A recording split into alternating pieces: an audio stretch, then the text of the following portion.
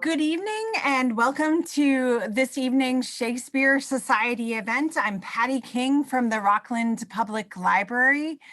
Before tonight's event starts, I want to tell you some things about some upcoming events at the library. Next Thursday, the library does not have an event because it is Thanksgiving. But on Thursday, December 3rd at 6:30, we are pleased to host the Camden Conference for the event Making Music, Finding Self, which is a talk by Susanna Hancock. This talk will look at the idea of music, and music is thought of as art, culture, and expression, but for the Sami and Northern Fennoscandia, however, music is so much more.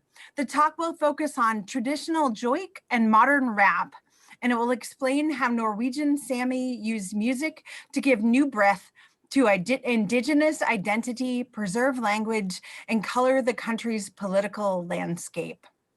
The next Thursday, December 10th event is going to be with Jeremy Grant of Timbercross. Jeremy is a YouTube videographer and a content creator who explores multiple places in Maine, and his talk is going to be Go and Discover Something Awesome in Maine.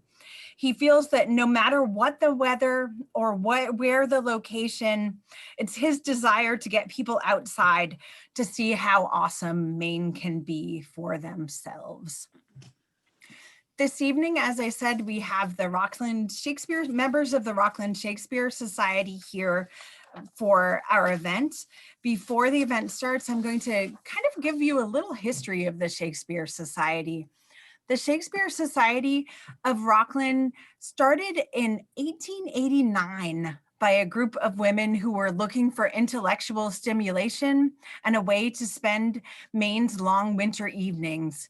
They met in each other's homes September through April on Monday evenings, where they read a tragedy or history play in the winter and a comedy in the spring. Each meeting featured the reading of one act of the play, understudy by members with assigned roles, and a paper related to the play written by a member of the group. The evenings ended with refreshments and socializing. And this tradition continues today with some slight changes. It took a long time, but finally men were admitted to the Shakespeare Society in the 1980s, almost 100 years after the society began. The Shakespeare Society is open to all with an interest in Shakespeare. And if you want to find out about the Shakespeare Society, Marianne Boretz can be emailed at mboretz, that's MBORETZ @gmail.com. And I am going to turn things over to Joseph Cote from the Shakespeare Society. Thank you very much, Patty, and thank you to all of you for joining us here this evening on this rather chilly evening. Temperatures are going up as opposed to last night, so this is a good sign. Let us begin and introduce you to our world of Shakespeare. Dreams. We all have them. Many of them are good, some are confusing, a few are distressing. Dreams connected to aspirations are always colorful and energized. William Shakespeare, son of a glovemaker, came onto the scene in 1564 in Stratford on the River Avon, 100 miles northwest of London. As a young student with a curious mind, he relished an early education in Greek and Latin. Dreams. Married at 18, the father of 3 by 21, the promising young bard of Stratford set forth for the theatre world of London town around 1586. A short 2 years later, in 1588, Shakespeare presented his first draft of his first play, Love's Labour's Lost, in a private performance for the guests of the Earl of Southampton, who immediately became his lifetime patron. Cannon fire in a production of Henry VIII resulted in the fiery destruction of his Globe Theatre in 1613. The bard returned permanently to his family in that year and died in 1616 on his birthday of April 23rd at age 52. In his lifetime, William Shakespeare wrote 37 plays, as well as 154 14-line sonnets, and many poems, including 2 long narrative poems, Venus and Adonis and The Rape of Lucrece, during the London Plague of 1592-93. Dreams, imagination. Throughout so many years in the famous Globe Theatre on the south bank of the Thames, William Shakespeare invited the imagination of his audiences to help create the varying worlds of his plays. In 1599, well into his career, the bard most directly invited his audience members to lend their imagination through the voice of the chorus at the opening of his great battle play, Henry V.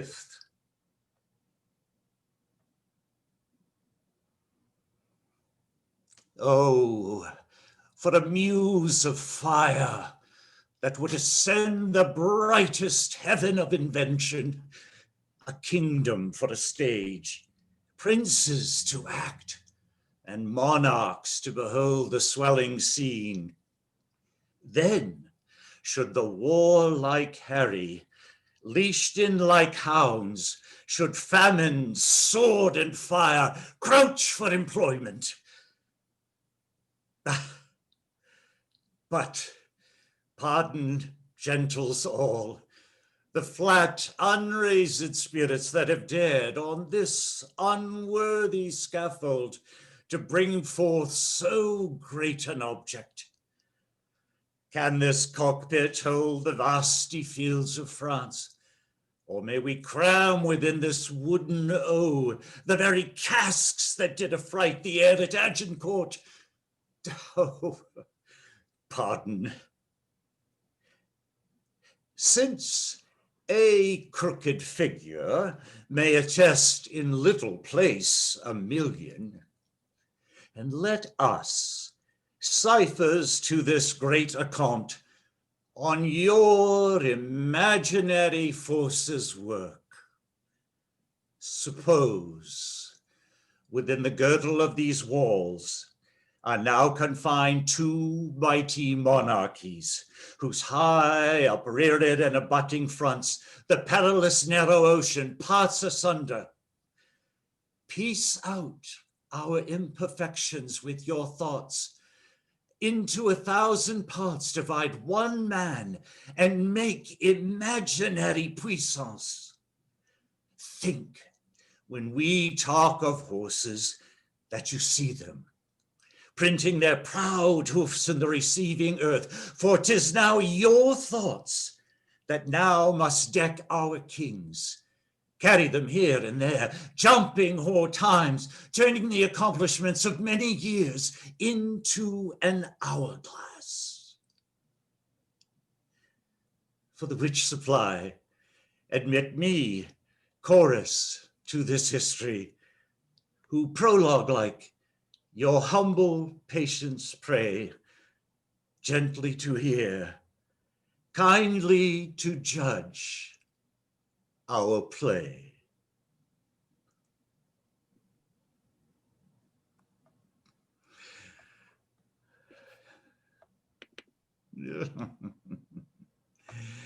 Oh, here tonight to bring you a tasting menu of the words and the music of the man from Little Stratford-upon-Avon, our Rockland Shakespeare Society members, Mary Alice and John Bird, Jim Tolles, Lisa Goodrich and Peter Conant, myself, Joseph Cote, and our director, Carol Leporati. Music and song have formed an everlasting tie with the words of the bard in all of his plays. The comedies, the romances, the histories, and yes, indeed, the tragedies. Longtime society member Jim Tolles shares a beautiful example in the Willow song from Othello, the Moor of Venice, from its first performance on November 1, 1604, at Whitehall Palace in London. Thank you, Joseph. Shakespeare was well aware of the powerful effect of music in his drama. In his day, one would have heard music before, during, and after a performance. Before the play began, one would have heard a short instrumental concert. During the play, trumpets or drums off stage announced an important personage, battle, or event. On stage, characters sang songs that Shakespeare wove into the fabric of the play, lending depth to the character or to the mood of the scene. After the play, the company danced and sang an unrelated piece called a jig, wacky, elegant, lowbrow, exuberant, or slapstick, or perhaps all of the above. In Othello, he borrows a well-known song of the day, gives it to Desdemona to sing, amplifying her sorrowful mood as she laments the loss of her husband, Othello's affections.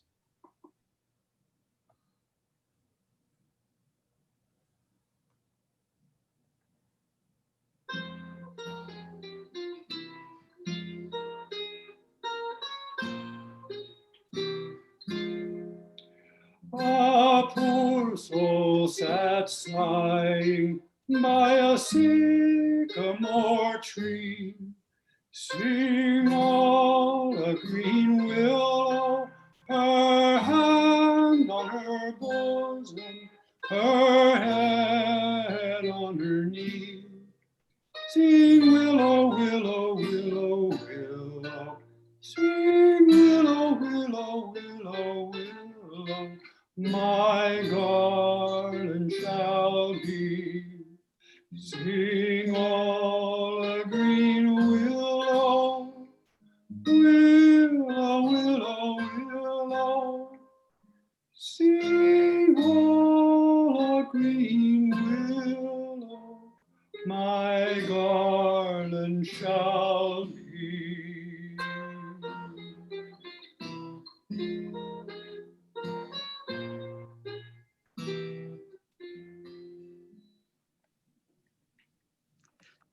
On opening night in the summer of 1599, audiences roared with laughter at the merry war between the sexes in this play of eavesdropping, failed revenge, and maybe happiness ever after. To recreate the roles of Beatrice and Benedict in Much Ado About Nothing are Mary Alice and John Bird. Thank you, Joseph. As two who have been married for 60 plus years, that have included a lot of bantering, we have always loved the witty and bantering courtship of Beatrice and Benedict in Much Ado About Nothing. We want to share excerpts from some of the more entertaining scenes. I will read Benedict and Mary Alice Beatrice. We will share the narration and connecting lines. The play opens with Don Pedro and his troops return to Messina to celebrate their victory over Don Pedro's disaffected brother. A messenger? Is Senior Benedict returned? Indeed, and a good soldier too, lady. A good soldier to a lady, but what is he to a lord? A lord to a lord, a man to a man, stuffed with all honorable virtues. Oh, indeed, he is no less than a stuffed man. But for the stuffing, well, we are all mortal. Who is his companion now? He hath every month a new sworn brother. He wears his faith but as the fashion of his hat. He is most in the company of the right noble Claudio. Oh, Lord, he will hang upon him like a disease. If he has caught the pestilence, the taker runs presently mad. God help the noble Claudia. If he have caught the Benedict, it will cost him £1,000 ere he be cured. Shortly thereafter, the two meet. I wonder that you would still be talking, Signor Benedict. Nobody marks you. What, my dear Lady Disdain? Are you yet living? Well, is it possible Disdain should die while she has such meat food to feed upon as Signor Benedict? Courtesy herself must convert to disdain if you come into her presence. Then is courtesy a turncoat? But it is certain I am loved of all ladies except you, and I would I could find in my heart that I had not a hard heart, for I truly love none. Well, a dear happiness to women, they would else be troubled with a very pernicious suitor. I thank God and my cold blood that I am of your humor and that. I had rather hear my dog bark at the crow than a man say, he loves me. You are a parrot teacher. Well, a bird of my tongue is better than a beast of yours. I would my horse had the speed of your tongue, but keep you away. I'm God's name, I am done.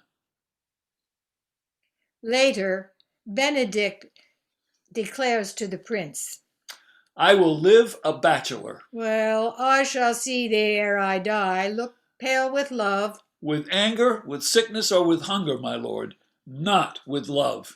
Well, in time the savage bull doth bear the yoke. The savage bull may, but if ever this sensible Benedict bear it, pluck off the bull's horns and set them in my forehead, and let me be vilely painted, and in such great letters as they write, here is good horse to hire. Let them signify under my sign, here you may see Benedict, the married man. We shall see. Beatrice also denounces marriage while talking with her uncle. Uncle, if God send me no husband, for which I am glad and on my knees continually to God day and night, Lord, I could not stand a man with a beard. You may light on a husband that hath no beard. What should I do with him? Dress him in my apparel and make him my gentlewoman?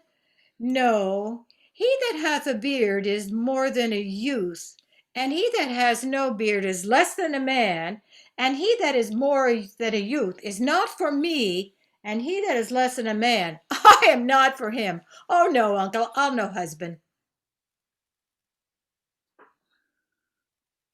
That evening, Beatrice and Benedict end up as masked dance partners.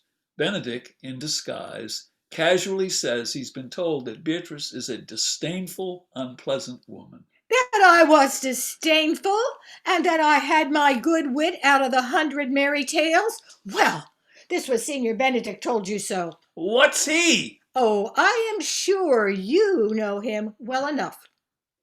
I pray you, what is he? Why, he's the prince's jester, a very dull fool. Only his gift is in devising impossible slanders.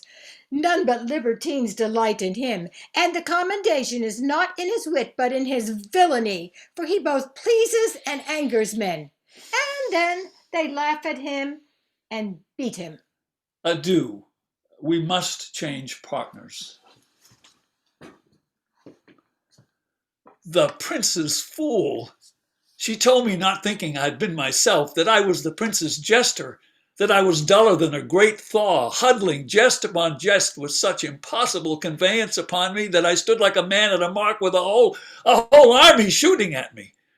She speaks poniards, and every word stabs. If her breath were as terrible as her terminations, there were no living near her. She would infect to the North Star.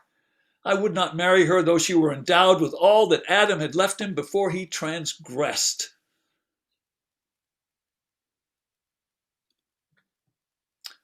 The following day, their friends conspire to trick both into believing they are loved by the other, but too proud or afraid to admit it. Benedict falls first.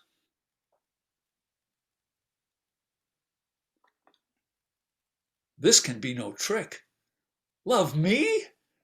Why, it must be requited. I overheard how I am censured. They say I will bear myself proudly if I perceive the love come from her. They say, too, that she will rather die than give any sign of affection. I did never think to marry. I must not seem proud. Happy are they that hear their detractions and that can put them to mending. They say the lady is fair, 'tis a truth, I can bear them witness, and virtuous, 'tis so, I cannot reprove it, and wise, but for loving me. By my troth, it is no addition to her wit, nor no great argument of her folly, for I will be horribly in love with her.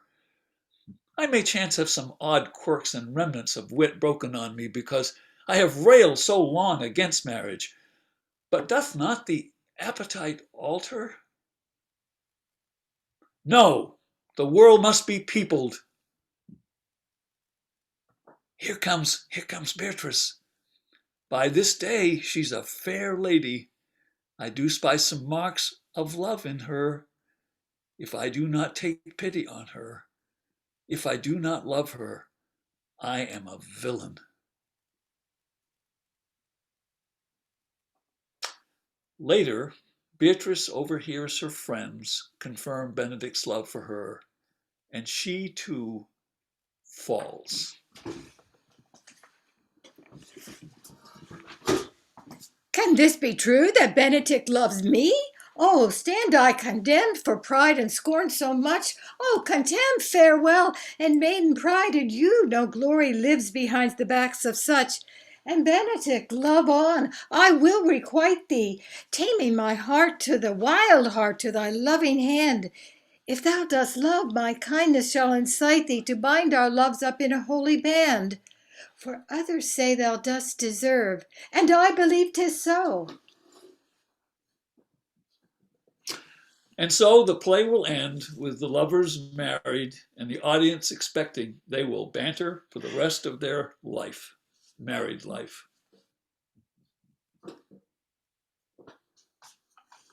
The scene for the most romantic of Shakespeare's plays is set in the high summer of beautiful Verona, Italy, amidst the strife of two households both alike in dignity, the Montagues and the Capulets, a play of star-crossed lovers, a tragedy of youth as youth sees it, an irresistibly impetuous march of music through the 2 hours traffic of our stage. Lisa Goodrich and Peter Conant are relished the joy of young love in Romeo and Juliet. Thank you, Joseph. Romeo's immediate emotional landscape is that of romantic disappointment. He has been spurned by Rosaline and is despondent and sulking. His cousin Benvolio and his friends urge him to replace the object of his affections with another, more beautiful woman at once. And the chance meeting of a servant of the Capulets handing out invitations to a feast and masked ball provides just the daring opportunity to get Romeo back into the game. At the feast, brooding Romeo follows Benvolio and their friend Mercutio into Capulet's house. Once inside, Romeo sees Juliet from a distance and instantly forgets Rosaline, falling in love at first sight. Romeo speaks to Juliet, both of them feeling a strong attraction. They kiss, not even knowing each other's names. As Mercutio and Benvolio leave the Capulet estate, Romeo leaps over the orchard wall into the garden, still drawn to Juliet. From his hiding place, he sees her in a window above the orchard. This is the setting of the well-known scene where the young lovers declare their hearts. As much as it has been performed and even satirized, the moment still holds a power in the memory of all who have ever fallen in love. We chose the scene because it is full of the impetuosity and romantic fervor and hyperbole and the awkwardness and playfulness and sincerity of first love. It reminds us all the way, as Dylan Thomas said. It touches us all, and it is unabashedly eternal.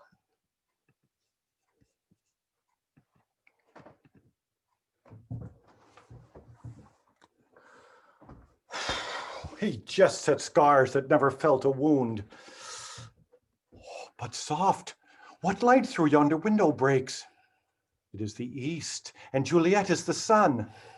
Arise, fair sun, and kill the envious moon, who is already sick and pale with grief, that thou, her maid, art far more fair than she. Be not her maid, since she is envious. Her vestal livery is but sick and green, and none but fools do wear it. Cast it off. It is my lady. Oh, it is my love. Oh, that she knew she were. She speaks, yet she says nothing. What of that? Her eye discourses. I will answer it. I am too bold. 'Tis not to me she speaks. Two of the fairest stars in all the heaven, having sub business, do entreat her eyes to twinkle in their spheres till they return. What if her eyes were there, they in her head? The brightness of her cheek would shame those stars, as daylight doth a lamp. Her eyes in heaven would through the airy region stream so bright that birds would sing and think it were not night. Oh, see how she leans her cheek upon her hand. Oh, that I were a glove upon that hand, that I might touch that cheek. Ay me. She speaks. Oh, speak again, bright angel, for thou art as glorious to this night, being o'er my head, as is a winged messenger of heaven unto the white upturned wondering eyes of mortals that fall back to gaze on him when he bestrides the lacy pacing clouds and sails upon the bosom of the air. Oh, Romeo, Romeo, wherefore art thou Romeo? Deny thy father and refuse thy name, or if thou wilt not, be but sworn my love, and I'll no longer be a Capulet. Shall I hear more, or shall I speak at this? 'Tis but thy name that is my enemy. Thou art thyself, though not a Montague. What's Montague? It is nor hand, nor foot, nor arm, nor face, nor any other part belonging to a man. Oh, be some other name. What's in a name? That which we call a rose by any other name would smell as sweet. So Romeo would, were he not Romeo called, retain that dear perfection which he owes without that title. Oh, Romeo, doff thy name, and for that name which is no part of thee, take all myself. I take thee at thy word. Call me but love, and I'll be new baptized. Henceforth, I never will be Romeo. What man art thou? Who thus bescreened in night so stumblest on my counsel? By a name I know not how to tell thee who I am. My name, dear Sate, is hateful to myself, because it is an enemy to thee. Had I it written, I would tear the word. My ears have not yet drunk 100 words of that tongue's utterance, yet I know the sound. Art thou not Romeo and a Montague? Neither, fair saint, if either thee dislike. How camest thou hither? Tell me, and wherefore? The orchard walls are high and hard to climb, and the place death, considering who thou art, if any of my kinsmen find thee here.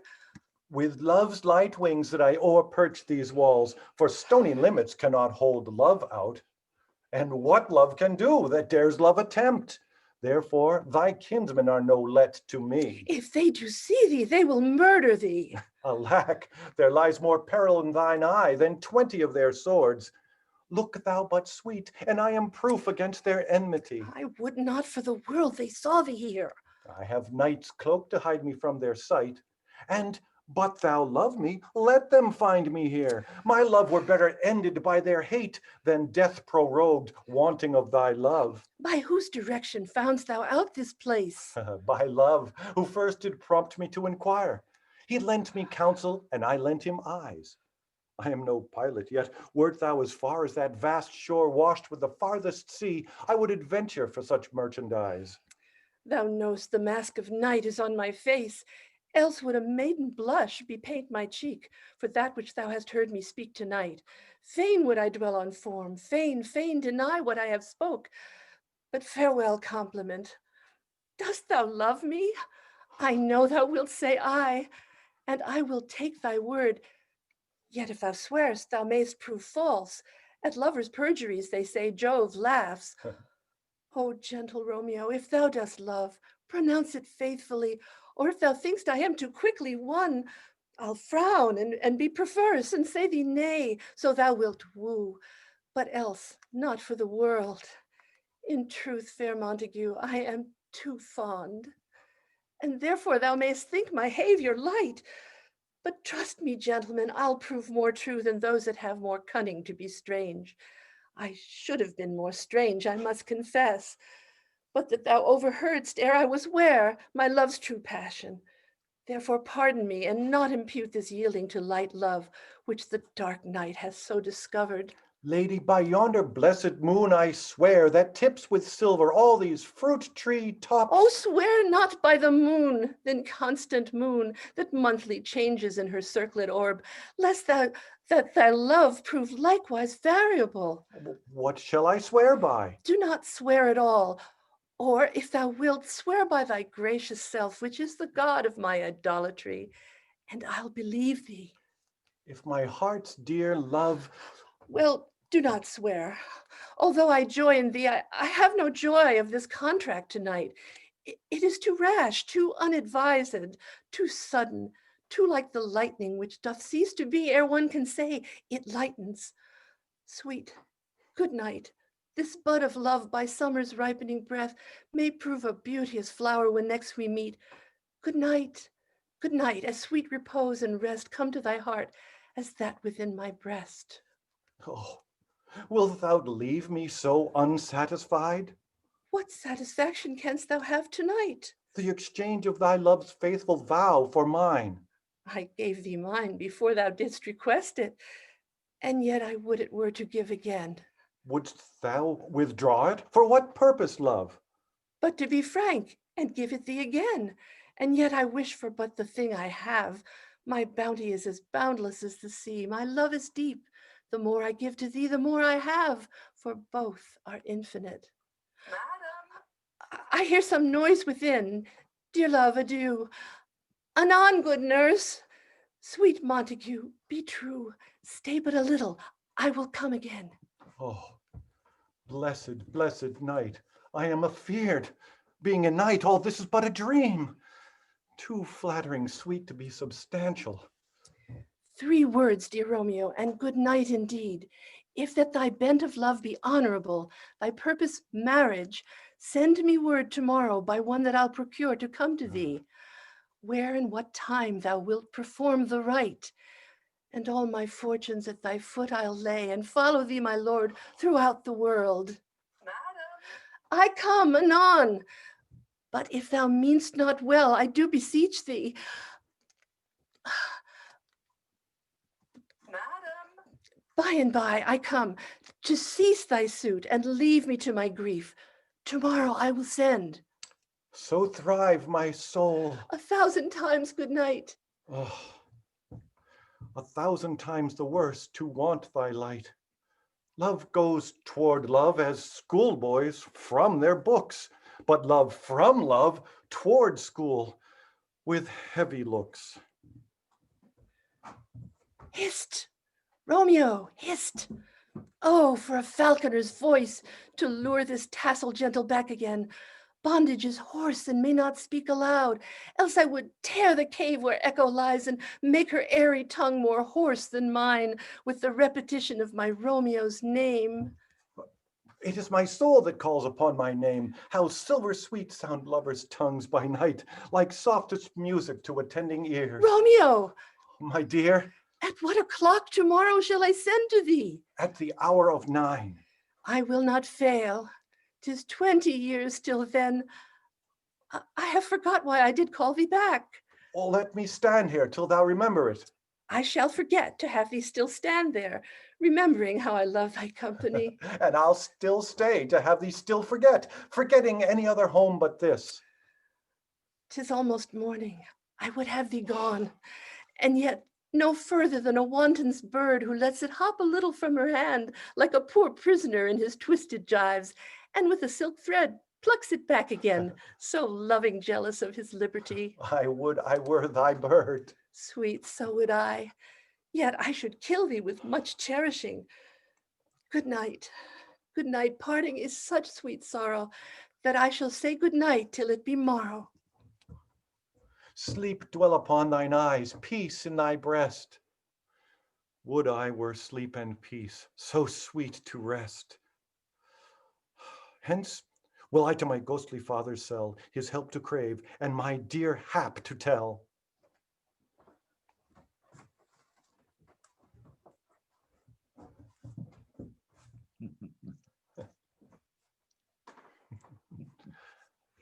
In 1455, turmoil between England's House of Lancaster, symbolized by the red rose, and the House of York, symbolized by the white rose, led to the 32-year Wars of the Roses until 1487. In 1589, William Shakespeare introduced the late 16th century world to that long, bloody war with his first play, the history play Henry VI, Part 1. In the 10 years that followed, Shakespeare wrote 17 other plays before concluding his 8-play cycle of the Wars of the Roses. Jim Tolles will relate the chilling tale of one of the war's most memorable characters. Thank you, Joseph. One of the many things that intrigues me about Shakespeare is that at almost any point in any of the plays, or sonnets for that matter, practically every line has powerful dramatic language. To prove this to myself for this reading, I took my wife's copy of the complete works of Shakespeare, let it fall open, and almost instantaneously came upon the soliloquy from King Henry VI, Part 2, that I'm about to read. In it, Richard Plantagenet, who is the Duke of York, is alone on the stage. York, as he calls himself, seeks to press his claim to the crown. A group of nobles has just given him an army, something he has not had, for the purpose of putting down a rebellion in Ireland. We hear his plan to have an impostor stir up trouble in England so that he can return from Ireland with his newfound forces and take control. Of all the possible readings of these lines, it seems to me that any of them must include a display of naked scheming greed. As a clarifier, may I say a kern is an Irish soldier. Now, York, or never steel thy fearful thoughts and change misdoubt to resolution. Be that thou hopest to be, or what thou art resigned to death, is not worth the enjoying. Let pale-faced fear keep with the mean-born man and find no harbor in a royal heart. Faster than springtime showers comes thought on thought, and not a thought but thinks on dignity. My brain more busy than the laboring spider weaves tedious snares to trap mine enemies. Well, nobles, well, 'tis politically done to send me packing with an host of men. I fear me but you warm the starved snake, who cherished in your breast will sting your hearts. 'Twas men I lacked, and you will give them me. I take it kindly, yet be well assured you put sharp weapons in a madman's hands. Whilst I in Ireland nourish mighty band, I will stir up in England some black storm shall blow 10,000 souls to heaven or hell.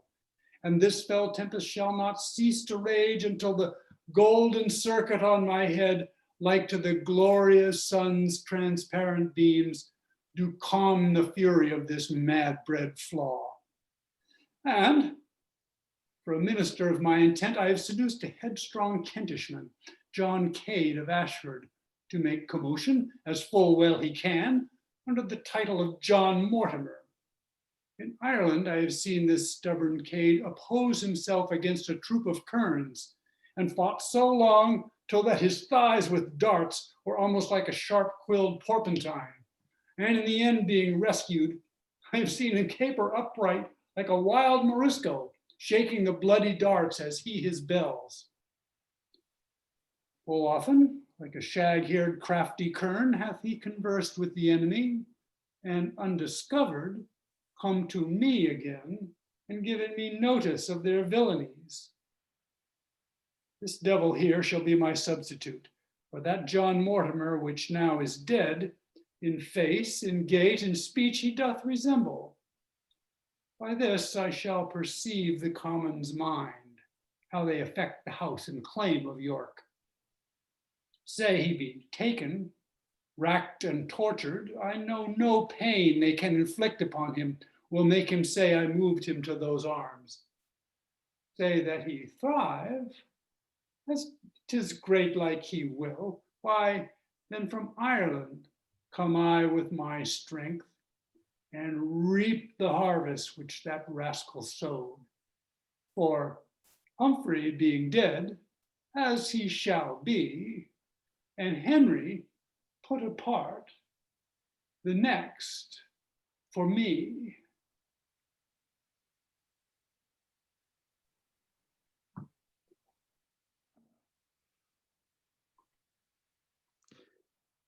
In no other of William Shakespeare's plays do the magic of dreams and the power of imagination play more memorable roles than in the enchanted moonlit fantasy world of Titania and Oberon in the Athenian wood of A Midsummer Night's Dream. The spirited and playful Robin Goodfellow, lovingly nicknamed Puck, relishes the last words of the play at the end of the starry, starry night. If the shadows have offended, think but this, and all is mended, that you have but slumbered here while these visions did appear, and this weak and idle theme no more yielding but a dream. Gentles, do not reprehend. If you pardon, we will mend. And as I am an honest Puck, if we have unearned luck, now to scape the serpent's tongue, we will make amends ere long. Else the Puck a liar call. So, good night. Until you all give me your hands if we be friends, and Robin shall restore amends.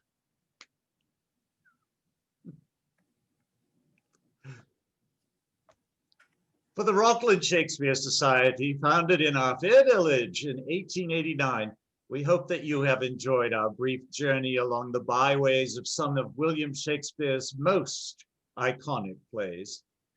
We invite you to join us by becoming a member of the Society or by coming as our guest via Zoom to the last gathering of the season on Monday, November 30th, featuring a reading of the final act of the play of Many Journeys, Pericles, Prince of Tyre, or for our spring readings of all 5 cliff-hanging acts of Shakespeare's 1597 play of Family Turmoil, Cruel Payback, and The Quality of Mercy, The Merchant of Venice. Thank you so much for being here tonight. We hope you've enjoyed your visit to Shakespeare's Stratford-upon-Avon. Good night. Thank you very much to the Rockland Shakespeare Society, members of the Rockland Shakespeare Society. I was saying to tonight's participants how fantastic it was to see them, because typically the Shakespeare Society in non-COVID times meets in the library, and I always think of them as kind of a secretive society because you don't often hear from them. I know they go and they read Shakespeare and love Shakespeare, but we don't often see them on center stage. So I appreciate any time that we are able to see them and to have them revel in the wonders of Shakespeare. I don't see any questions in the chat, but I do have a question. I'm curious, why Shakespeare? What compelled you to join the Shakespeare Society here in Rockland? And how did you find out about the Shakespeare Society? Does anyone want to answer that? You want to, John? Well, all of us have different reasons, of course, and some of our folks this evening have been here much longer than I am. I'm a new kid on the block, but I think good news travels, you know, and so I heard from one of these lovely folks about the Shakespeare Society and joined immediately. And it's quite remarkable, of course, that of all places in the United States, the Rockland Shakespeare Society is still one of the longest running Shakespeare societies in America. So that's pretty remarkable for Rockland. And it's also a wonderful group of people. We really are, we consider ourselves, I think, more scholars than performers, but because the papers that are presented at each one of our meetings are quite remarkable. And the discussion that follows, we only read one act. And sometimes an act in Shakespeare is very, very long and sometimes very, very short. So the discussion back and forth afterward is quite wonderful. So that's my reason for loving the Shakespeare Society. I'm sure somebody else has an opinion as well. Thank you, Joseph. Anybody else? Yes, I'll say something. As a native of Rockland, and I think back to Rockland High School in those days in the 50s. We read Shakespeare play every year, and we started with The Merchant of Venice when I was a ninth grader, and then Julius Caesar, which we also did in Latin class, and Macbeth, and Hamlet. So I remember that. And then the other thing that I remember and that guided me to join, Mary Alice actually joined 2 or 3 years ago, but I just joined this year. My grandmother, who graduated from high school in 1896, and a few years later, she joined the Shakespeare Society. One of the pillars of the Shakespeare Society in those days was Anna Coghlan, who was a legendary teacher and principal at Rockland High School. And I think all of her girls would be encouraged to join. My grandmother was a 50-year member, so I think she's smiling from somewhere now that the men have finally been let in. That I'm joining. I'm very happy and feel very bonded with her. Thank you, John. Patty, I joined because I saw a tiny little ad in the Free Press placed by the Rockland Shakespeare Society itself, and it just reminded me. I was looking for fun things to do, and I went to one meeting, and I was immediately sold. The scholarship is sometimes astounding, and of course, you're reading some of the most amazing dramatic literature that's ever come down the pike. So. Well, how can you lose? And we're not a secret society at all. We're very welcoming, always glad to have guests and prospective new members. Thank you, Jim. Lisa and I also came to the society by way of a notice in the paper.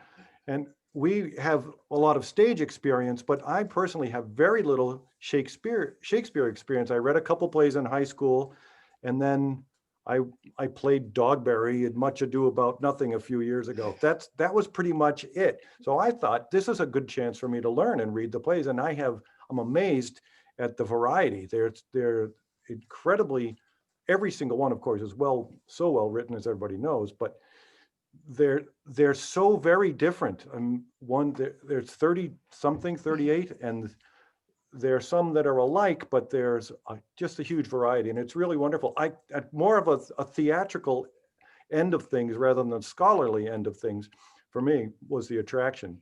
But then, of course, Lisa has both of those. Oh, I love the discussions we have afterwards. I love the papers that people write papers, and I haven't written papers since college days. So it's kind of fun to write papers and hear papers that people have written in different aspects of Shakespeare. And we have great talks and great discussions. It's a lot of fun. I would like to say that one of the great things that is in the discussions is that you realize how alive his language is. And so many times people are afraid to read Shakespeare because they feel they don't get it. But when you start reading the language, it just tells the story in its own way. And even though many times I might read lines of things, and if you ask me what does that word specifically mean, I would have to say, well, I don't really know. But what do you get out of the meaning of the context? It's all there in the way the language flows together so beautifully. And the other thing that's fabulous about Shakespeare is he defies being put in a box with one explanation. There is absolutely not one line of meaning, and there are many lines of meaning. And what's quite wonderful with paradoxical literature, they all have truth to them, so that the whole experience becomes just an explosion of meaning that you could never experience on your own, reading it by yourself. So hearing other people read and interpret the lines in different ways, you suddenly have a whole new play there that you didn't see before. And that's really exciting and fun. Well, thanks to everyone. If no one else has questions, I just want to read to the participants some comments in the chat.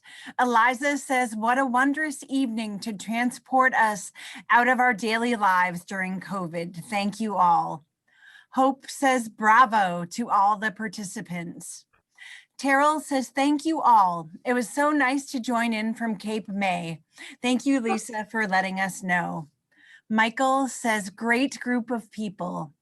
And Sharon and Wayne say, Boffo, what a wonderful representation of the spirit of the Rockland Shakespeare Society. And with that, I will say good night, and I will say thank you all for coming this evening. What a wonderful evening, and good night all. And I hope to see you at some upcoming Rockland Public Library events. And I'm sure that the Shakespeare Society also hopes to see you at some of their meetings as well. Thank you and good night. Thank you.